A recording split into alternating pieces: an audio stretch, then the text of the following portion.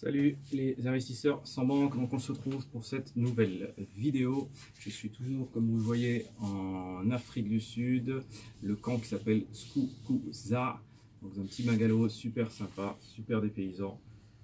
Il fait un petit 25 degrés, donc voilà, plutôt agréable et plutôt un bon endroit pour tourner des vidéos où on va parler d'immobilier. Alors, sur cette vidéo, on va parler des fakes en rentabilité. On va parler des fausses rentabilités. Avant tout, je vous invite à cliquer sur le lien en bas de la vidéo sur lequel je vous offre 2 heures de formation sur l'investissement immobilier sans banque. C'est totalement gratuit. Vous cliquez, vous laissez votre adresse mail et je vous envoie tout de suite derrière la formation, la webconférence. Et encore une fois, juste avant de commencer, je vous invite à vous abonner, à liker, à partager cette vidéo et à commenter. Je réponds systématiquement.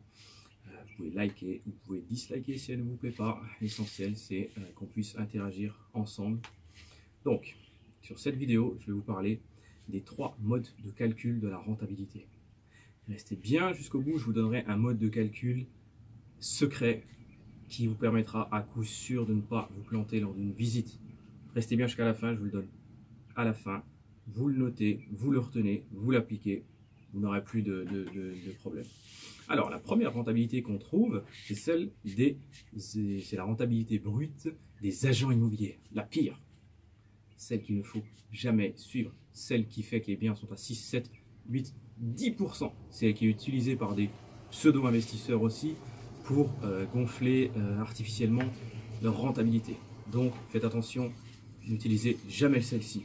Comment ils l'appliquent? Ils font le loyer x 12 x 100 divisé par le montant du bien. Et le montant du bien, c'est le prix d'acquisition.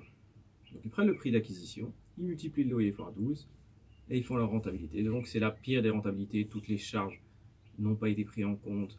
Le coût global du bien n'a pas été pris en compte. Donc sur un exemple d'un bien à 150 000 euros loué 650 euros par mois, on fait donc 650 x 12, donc un an de loyer, divisé par le prix d'achat, 150 000 euros, divisé par 100, on arrive à 5,2. Voilà. Et 5,2, ils vous vendent ça comme de l'or à 5,2. Si vous avez un prêt derrière, même si vous avez, comme j'applique, pas de prêt, c'est compliqué. Si vous avez un prêt, vous ne gagnez pas d'argent, vous devez mettre de votre poche, c'est sûr. Et si vous n'avez pas de prêt, vous gagnez peu par rapport à la somme investie de votre poche. Passons à la deuxième, la rentabilité brute, mais cette fois-ci des investisseurs. Là, on se rapproche un peu plus de ce qui peut nous correspondre, mais on n'est pas encore parfait. Là, qu'est-ce qu'ils font? Ils prennent le montant du loyer et ils y retirent, ils le divisent par le prix de revient. Tout à l'heure, on parlait de prix d'acquisition. Là, on parle de prix de revient. Qu'est-ce que ça veut dire le prix de revient?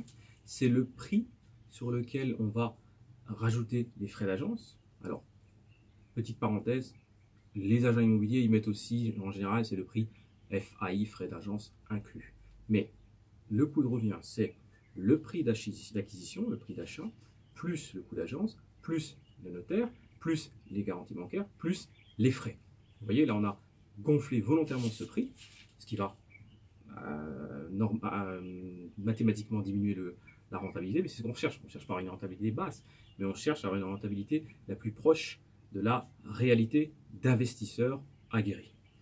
Donc là, si on part sur un achat, je prends un autre exemple de 82 000 euros avec un loyer de 500 euros. Cette fois-ci, donc un achat 82 000 euros, tout compris, un prix de revient et non pas d'acquisition, le prix qui est affiché ou qu'on a négocié auprès de l'agent. Et là, on fait donc 500 euros de loyer, 12 x 500, divisé par 82 x 100, on est à 7,32. Donc là, c'est mieux, mais ça reste encore approximatif. Et maintenant, on pense à la troisième, qui est la rentabilité nette, la renta nette. Comment on l'obtient? On va rajouter une chose en plus de la précédente, c'est-à-dire qu'on va faire le montant du loyer annuel sur lequel on va retirer donc moins les charges d'exploitation, divisé par le coût de revient toujours. Alors les charges, c'est quoi? Ça va être la taxe foncière, l'assurance, les frais de syndic, les frais des parties communes, la vacance, les honoraires, etc., etc.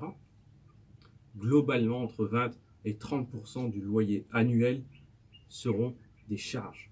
Donc, vous prenez le loyer et vous retirez, le plus intéressant, tirer toutes les charges, vous pouvez retirer 20 à 30% et vous serez assez juste.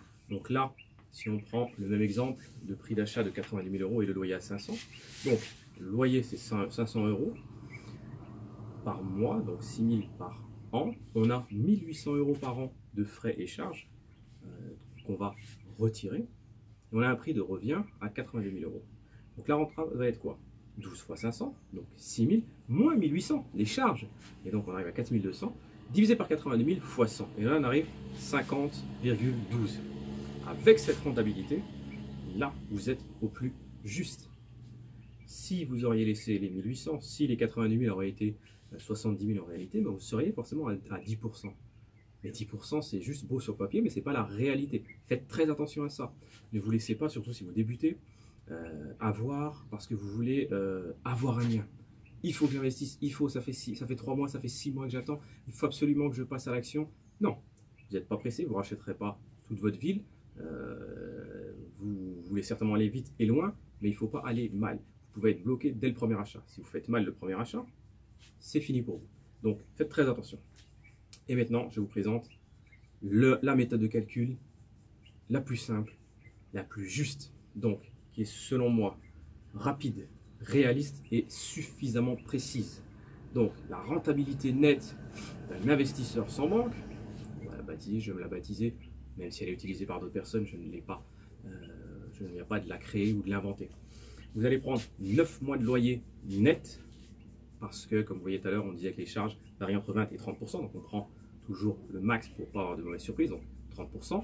Donc 30% de 12 mois, c'est 9 mois. Donc 9 mois de loyer divisé par le coût global d'achat. Fois 100, bien sûr. Vous voyez, ça c'est un calcul qui permet d'être fait rapidement lorsqu'on est en visite et qu'on sent qu'il va falloir se positionner rapidement. C'est simple.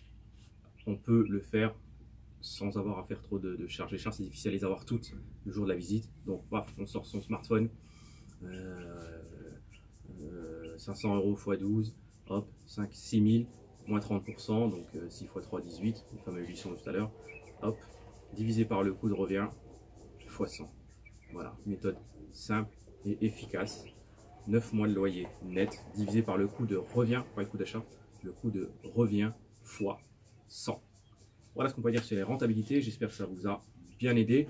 N'hésitez pas à utiliser cette méthode. Dites-moi en commentaire si vous utilisez d'autres méthodes qui vous sembleraient être plus efficaces. Et je vous dis à très vite pour une prochaine vidéo. N'oubliez pas de cliquer sur le lien et de récupérer l'information gratuite offerte. Ciao!